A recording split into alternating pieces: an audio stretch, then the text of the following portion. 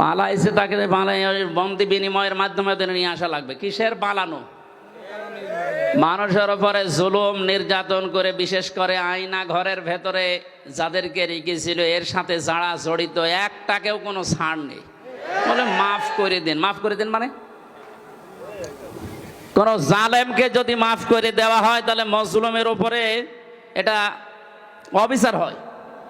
কারণ আপনি তো ওই জায়গাতে টের পাননি, আপনি তো স্ত্রী পুত্র সন্তান আদি মা বাপ নিয়ে ভালোই খাচ্ছেন ঘুরছেন। আর ওই লোকটা যে 9 বছর 8 বছর 12 বছর মাটির নিচে, এইদিকে 1.5 হাত এদিকে 1.5 হাত, ও জানেও না যে দুনিয়া বলে কিছু আছে। আজকে যে কি বার আমি জানি না, এখন যে কোন নামাজ তাও জানি না, আন্দাজে নামাজ পড়তাম মাটির নিচে। আমারও তো 10 দিন রেখেছিল কঠিন অবস্থায় নিয়ে, এরপরও যে জেলে দিলে মনে করলাম জেলখানা, শুনলাম যে ভালো জায়গা, মানে এমনি তো চড়াফেরা করা যায়, অথচ 24 ঘন্টা আমার তালা লাগিয়ে রাখতো।